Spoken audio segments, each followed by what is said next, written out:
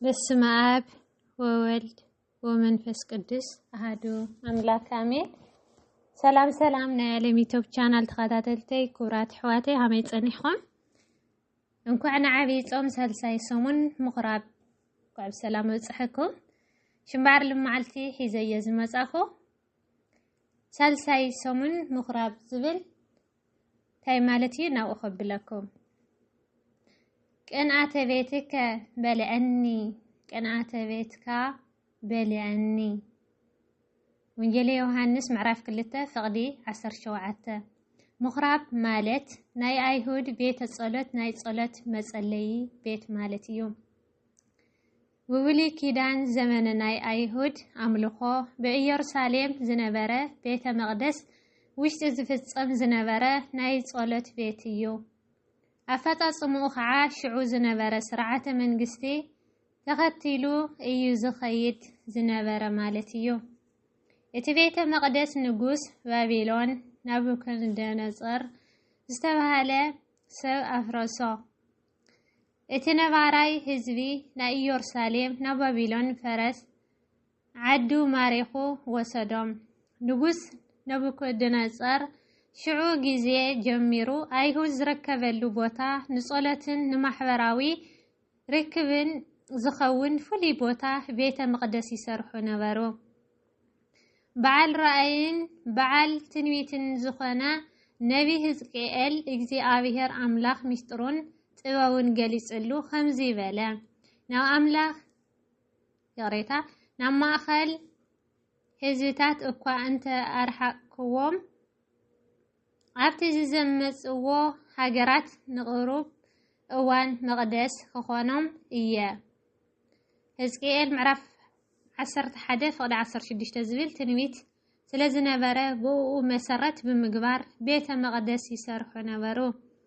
10 መናእሰይ ስዋኣት ኣይሁዳውያን እንድሕር ተረኺቦም ብሓባር ቤተ ምኹራብ ምስራሕ ብግዚኡ ይፈቅደሎም ዝነበረ ጊዜ እዩ። እቲ ቤተ መቕደስ ይሰፍሕ ይጸበብ ይስፋሕ ይጽበብ ብዘየገድስ ጥራሕ መጸለይ ጸሎት ይበሃል። ኣብ ምኹራብ ውሽጢ ሕግን ነቢያት ዝትጽሓፋ ናይ ብራና ጥራዝ መጽሓፍቲ ብሓደ ሳንዱቕ ኣብ ውሽጢ ይቕምጥዎም ነበሩ። ናይ እግዚኣብሔር ቃል ኪዳን ክንብብ ከሎ እቲ ዘንበቦ ሰብ ምእንታን ክሰማዕ ብርኽ ዝበለ መድረኽ ቦታ ቐይሙ ነቲ መጽሓፍ የንብቦ ነበረ። ናይ ክብሪ መንበራት ሰብ ስልጣናት ዓበይቲ ዓዲ ዝቕመጥሉ ኣብ ቅድሚኡ እቲ ኣንባቢ ተራኢሎም ይቕመጡ። ኣወዳትን ኣንስትን በበይኖም ይቕመጡ ከም ዝነበሩ ናይ ታሪክ መረዳእታት ይዛረቡ እዮም። ምኹራብ ንኣምልኾን ንትምህርትን ንሕብረተሰብን መአከብን ዝደልዩ ነገር ዝሽመተሉ ንዕዳጋ ይኹን ንኻልእ ስራሕ መገልገሊ ይውዕል ነበረ። እቲ ምኹራብ ብሓለቓታት ሰብ ስልጣናት ናይ ቤተ መንግስቲ ይመርሕ ከም ዝነበረ ታሪክ ይንገር እዩ።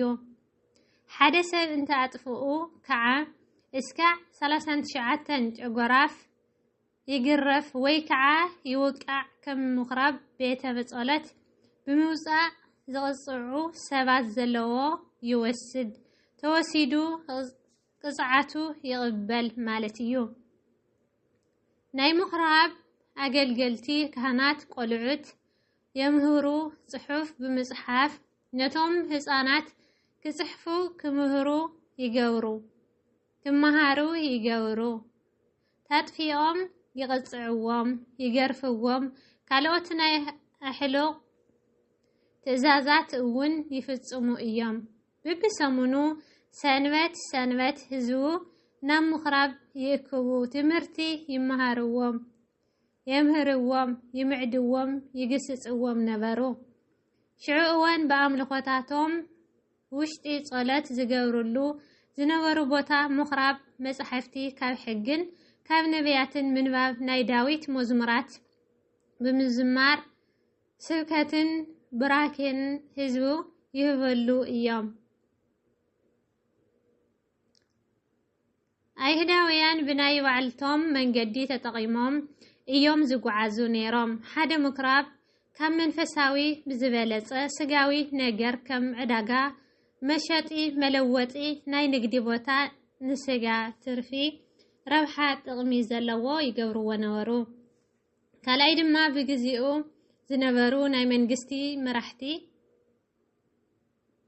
ከም ድላዮም ይዝውርዎን ይመርሕወን የመሓድርወን እዮም ዝነበሩ።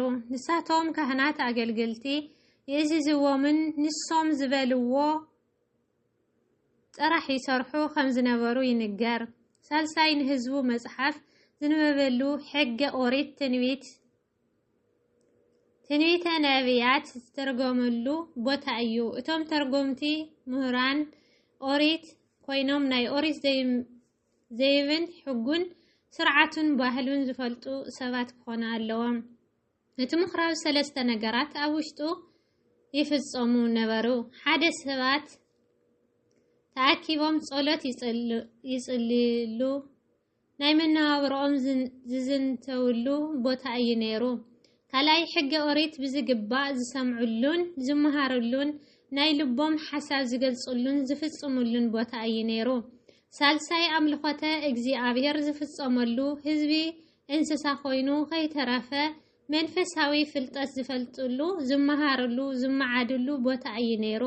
ምኽራብ ማለት እዩ ናብ ሓድሽ ኪዳን ክመጽእ ከለና ድማ ባዕሉ ኢየሱስ ክርስቶስ በእስራኤል ሃገረ ብባብቱን በኢየሩሳሌም ብዙሕ ምኽራባት ስለ ዝነበሩ ሐዋርያት ኩላይ ኣይሁዳውያን ኣብ ዝተበተንዎ ቦታታት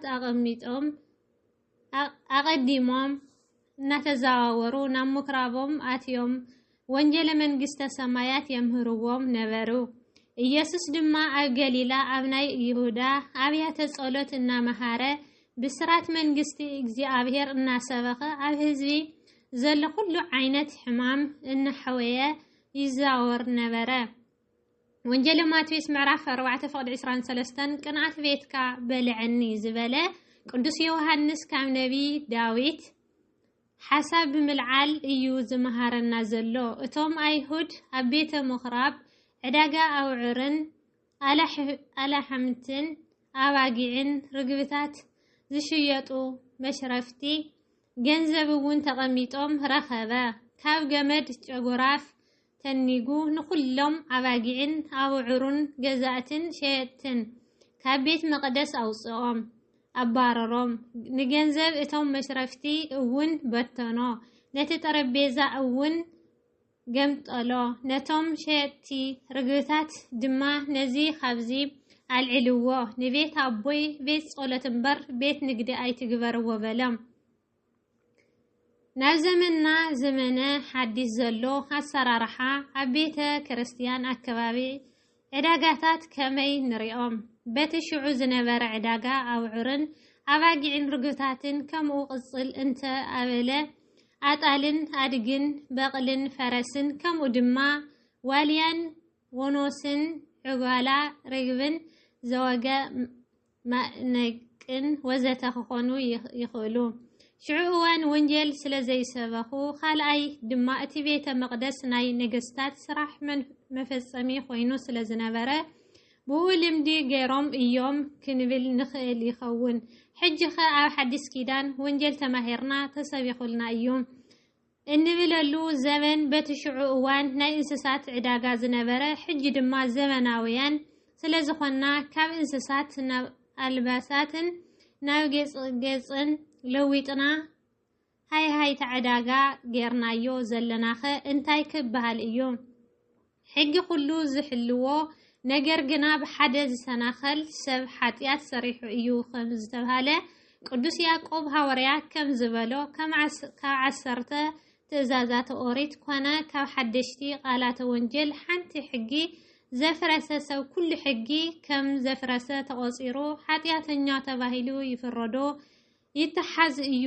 ንኣብነት ሓደ ገዛ በሪ ተዓጽዩ መስኮቱ ኩሉ ተዓጽዩ ሓደ መስኮት ግና ተረሲዑ ተዘይተዓጸወ እንተተሪፉ ተቐሪዩ ሰራቂ ሌባ በቲ ዝተኸፈተ መስኮት ኣትዩ ቤተ سريقو يخيد مالتيو كمو دما حدا أماني ويكعا خرستيان أي تقتل زبل حقي حلو زموت انت سريحو حتياتني أي زبهال ويدما أي تزمو زبل حقي حلو اندحر سب قتلو بفتحي متحازو أي قريان إيو كمو سلازخوانا سب كاب حتيات نمدحان حق خلوخ حلو ناي جدن إيو بعلو قويتا إيس كريستوس كم زبالو مباركس كازن أنا أشتي تزازاتن نحنتي زتحاسة خم أون نسب زمهارة عمن قست سمايات نشتي كخون إيو النافت صما زمهر جنا عمن قست سمايات عمي كخون إيو ونجلي ماتويس معرف حمش تفقد 19